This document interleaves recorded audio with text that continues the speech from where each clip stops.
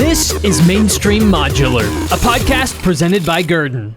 Welcome to another episode of Mainstream Modular. I'm your host, Gabrielle, and today I'm thrilled to be joined by today's guest, who's Scott Murphy. And Scott is an expert in modular construction, serving as a modular consultant.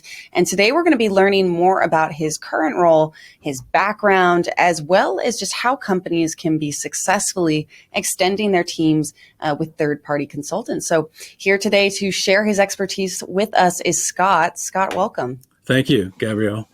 Of course. Well, let's start at the beginning. So can you elaborate on your role as a modular consultant? How do you serve as an extension of the team for developers and banks? Well, we typically assist banks, developers, builders. We've worked with cities, school districts. And what we do is we'll give these parties representation at the factories. We typically assist it typically starts with the assistance of releasing units from the factory deemed acceptable by the standards of the owner, the developer, the builder, and the architect, and the modular factory. We do that, we'll assist with monitoring the units as they're being built. We'll review the units with architectural drawings.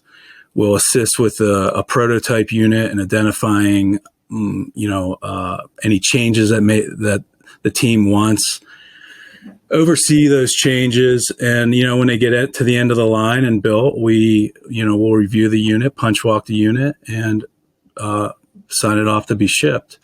Where we assist with banks is through that process, there's pay points, and we will sign the unit for payment, verify it's there, and then report on it. Lovely. Well, can you share more about how you offer almost like your eyes and ears at the factory or job site for these teams that we're talking about? What we'll do is we'll typically, as the unit's starting to be built, we will photo and we'll follow that unit throughout the factory. We'll do reporting. We'll do real-time reporting. We'll assist at OAC meetings, design meetings, and monitor these changes as they go through the units being built. So correct me if I'm wrong, but you are not a code inspector, and so you don't do official sign-offs. Can you explain this a little bit further and just tell us about the services you do provide? Yeah, we're not a code inspector. We'll do the typical sign-offs we do are releasing the unit from the factory. We also, as I said earlier, will assist with the payment process, like an online, offline. As the unit's being built, when it comes online, there's a payment. That's a pay point. We'll verify that those units have been online, and then we'll sign any escrow documentation, bank documentation, factory documentation that's needed for payment. Well, can you walk us through, Scott, your journey particularly into this subsection of modular construction and just how your experience you find has benefited your clients? Well, we started, I've been in the industry about 10 years, and our first project, or one of our first projects, I was as representing the bank, and I would meet the owner of the project to walk the units. And he was flying in from California, getting hotel rooms, was trying to do, walk 30 some units in a day, and just offered to help do a punch walk for him. And he was super excited and thankful. And we asked the factory and put a process together. And here we are 10 years later, assisting the clients at the factory. Well, 10 years, that's plenty of experience to have a lot of real life examples to reference. So let's get a little bit more into the details of maybe some projects that you've been a part of where you found the services played a really crucial role. So do you have any real life examples you could share with us? Yeah, I mean, I have we'll review the units as they're being built. There's a code review inspector doing it as well. The internal QA QC departments are doing them at the factory, but there's just another level. You come in as a third party, you come in with a fresh set of eyes, review the units, and you'll a vent penetration at a window, it's been reviewed multiple times by multiple engineers, architects, et cetera. And, just a fresh set of eyes asking the question, is this correct? And discover it's not correct. We will ideally, hopefully catch that as it's being built, eliminate that from going to site and being a rework cost and, potentially cost to the site, delay in schedule. And we've, each project, we learn little nuances of how these are being built and incorporate that into our inspection process at multiple factories. So doing that and then walking that unit for final acceptance, doing a traditional punch walk for, fit and finish, et cetera. And, eliminating any unforeseen site rework is really the goal. Well, it seems like from what we've talked about thus far that your work requires a lot of coordination and agility. So how do you manage the demands of your schedule? I schedule. I set a schedule, and the production of the factories have set a production schedule. We work with that.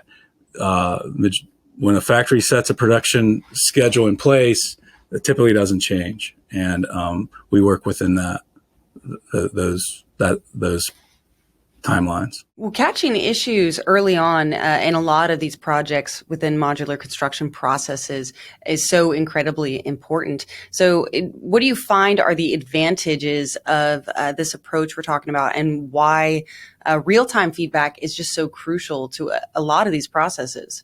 Well, factories are producing typically around 2 units a day. And if there's something wrong and it's not getting caught, that problem magnifies 2 units every day. So that real-time reporting oversight is super important. Well, let's talk about the Riverview project as an example. Could you share some of the key interactions, or at least inflection points in the project, when maybe you saw the need to get involved? When do you typically get involved? And at what point is your job kind of considered complete when you're looking at these projects as a whole? Well, the earliest we can get involved is always the best, because we can assist we have relationships with banks. If there's a financing need, we can give recommendations. We can get a process set up for the bank for payments as the project's being built. So that's really helps if we can get in early and work with the team. And, all the design, getting knowledge of, where the project started and, how it got to the factory and the design changes that are going to be made. So the earliest we can get involved is the best. Then the when the project's ready to go online, the kickstart meetings or the proto meetings, those are really a milestone to be at, where we can kind of get an agreement that this is the unit they're going to receive. Everybody's in agreement and accepting of the quality. And that's a driver for the project as it's being built. Fantastic. Well, before we close up here, Scott, are there any last thoughts you'd like to leave with our audience? Maybe something you just want to leave them with, as well as, how can people reach out if they have more questions about what we talked about today? Well, you can reach out to northwestmonitoring.com and, we'll answer any questions. The factories, we have great relationships with the factories in Boise, Idaho here. We do other factories as well. So reaching out to them and we'll get connected. Well, that closes up the conversation for today. So thank you to everyone who joined in on today's podcast with our guest, Scott Murphy, modular consultant. Thank you, Scott. It was a pleasure to have you on the podcast. Thank you, Gabriel. Of course. And as always, if you want to learn more, please visit GuerdonModularBuildings.com and look for this podcast wherever it is you get your podcasts at. I've been your host, Gabrielle. Thanks for tuning in.